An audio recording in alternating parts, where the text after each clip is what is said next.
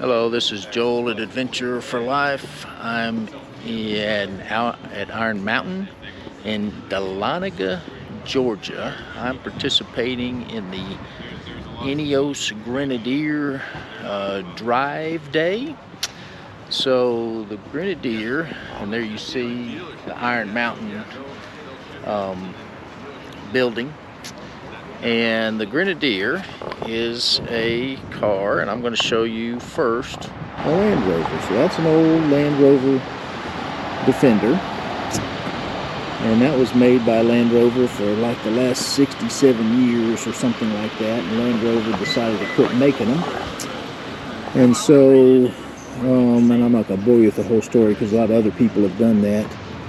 So a rich guy in the UK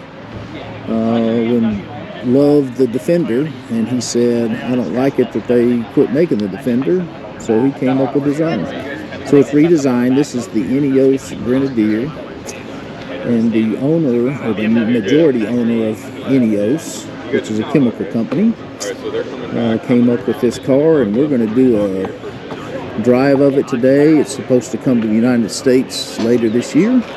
Unfortunately, I don't think they're going to let me video while we're in the car, but you see the cars that have just come off of the trail showing up here, and in the next couple of minutes I'm going to be in one of those taking a drive. So really looking forward to it, and I'll give you a report at the end of the day. Again, there's lots of people that have done videos on these already, but I'm going to be here and give you my 2 cents worth and let you know what I think.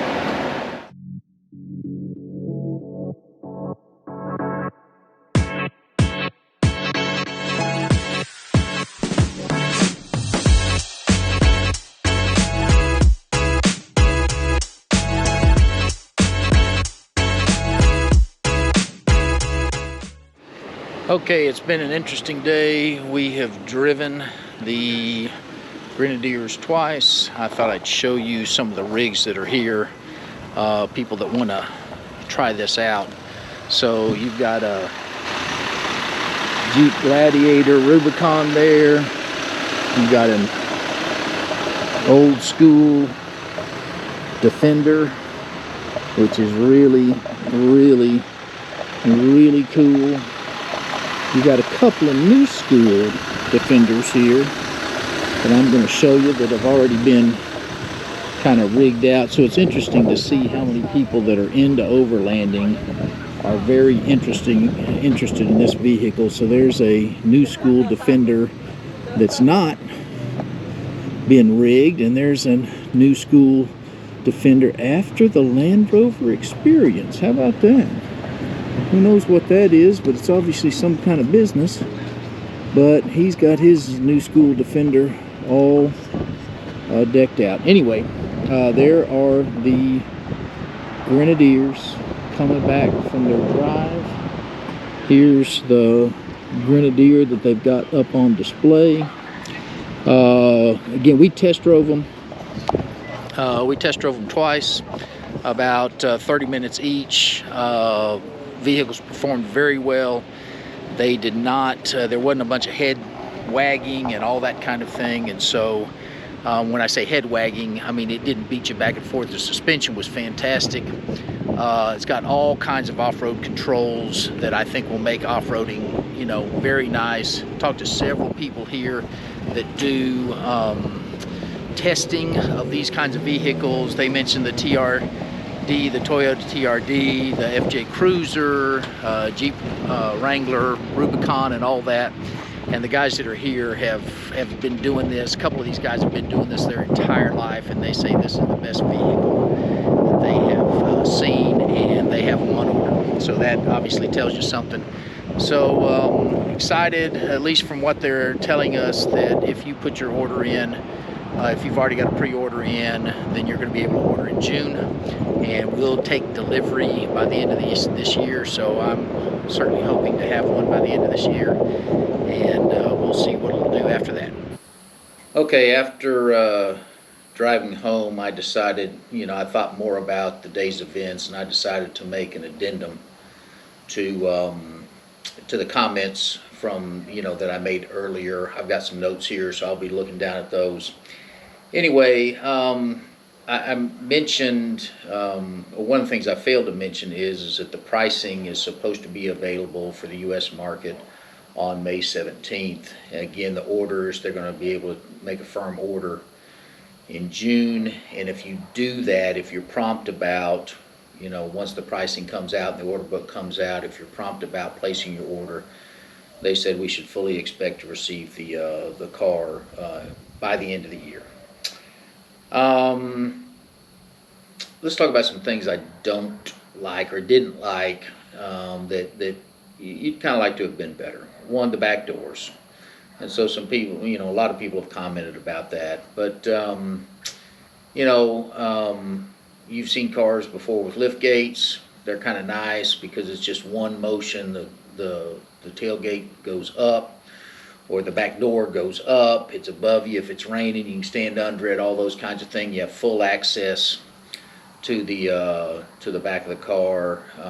When you have doors, obviously you have two doors that you got to open, or in some cases there's one door that turns out, but most of the time they don't turn out far enough for you to have full access to the back of the car. So why did they choose this kind of 30-70, 40-60 door setup? It's for a couple of reasons. One, they got a tire mounted on the back of the door. Well, you can't have a lift gate, I guess, with the tire mounted up there because there'd be too much weight, and whatever mechanism they would use to hold the door up probably wouldn't last. And the other reason is that this car is going to be used for utilitarian purposes, and they want to be able to put a pallet, a European-sized pallet in the back, and actually pull up to it with a forklift and put the pallet in. Well, to do that, you have to have the doors have to open all of the way open so that you have full access to it. And for me to say this is the worst thing about the vehicle, to me, is pretty positive, because I don't really care. The doors open just fine. They're nice and solid.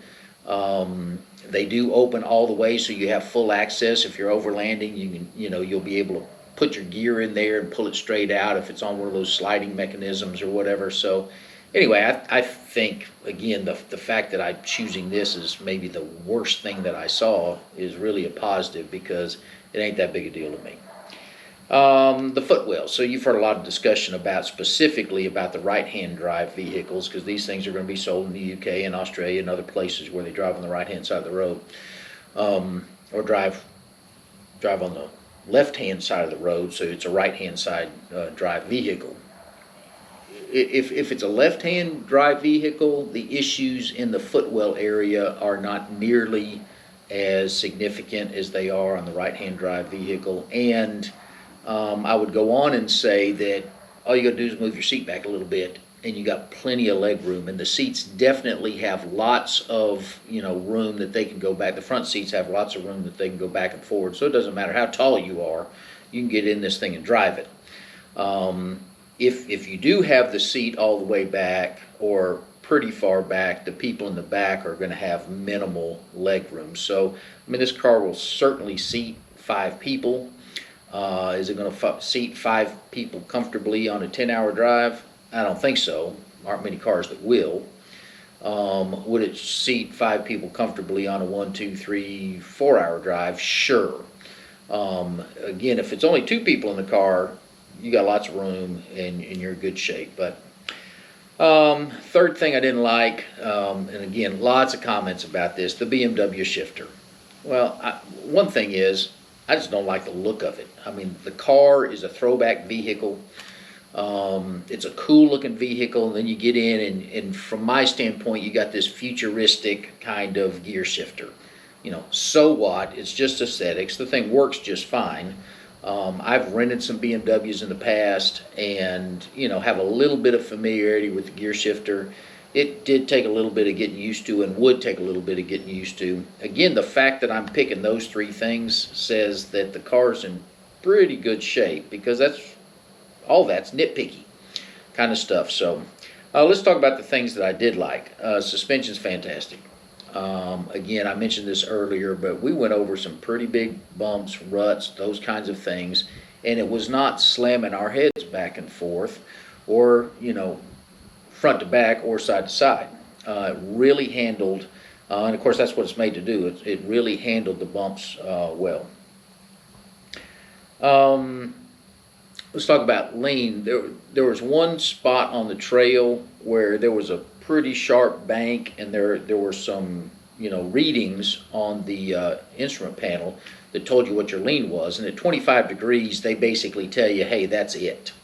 That's as far as you ought to go. One of the guys that was with us was an expert, and they had some time with the vehicle, and they said they had taken it all the way to a 37-degree lean, and it handled it. So, I don't know what, Ineos is going to end up saying what the limitations are, both front to back and side to side, but whatever they tell us they are, it's going to be higher than that. And so it really just depends on, how much you're willing to push it. Visibility, very good out the front, out the sides. If you have the little glass up top, that's kind of neat too. I'm not a big fan of that, but some people are. The visibility, and you've heard this from other people, the visibility out the back, you got the tire in the way, you got this split window thing, and so the visibility out the back is not very good. I plan on getting the backup camera on mine. Some people think I'm a wimp for doing that on an off-road vehicle, but I don't care. The looks, man, fantastic. Beautiful vehicle, cool car. A lot of people think it's a Jeep or wonder what it is or whatever, but it really is a crossover between the old school Land Rover, the Mercedes G-Wagon. To me, it looks most like those two vehicles, but looked fantastic. They had one of each color, and really, really looked good. Lots of options. Man, there are going to be a lot of options from the factory, and then on top of that, you've got the dealers that they're going to sell these things through are going to be off-road focused and oriented dealers, and so there's going to be a lot of aftermarket options. And so I'm really excited about the options that are going to be available from the factory, but also from the dealers. That whole tagline that they're using, built on purpose, you can tell this vehicle is built to off-road well. Been a lot of negative comments about the steering. We didn't drive it on the road, so off-road it was great. And at least the guys that we talked to that have driven it on road said that and these were not Ineos employees, these were independent contractors, they said the driving was great. Oh, last thing, and again this is under the category of things I liked. There were several people there that had spent their entire lives doing off-roading and overlanding and teaching and training and all that kind of stuff, and they were all very impressed. Several of them had already put in an order for one, and I talked to one guy specifically. He'd driven Jeeps, Toyotas, all kinds of overlanding vehicles, and he said the reason he put in an order for one of these is because it's the best built vehicle he's ever seen for these purposes. Let's talk about the future, and this will be quick.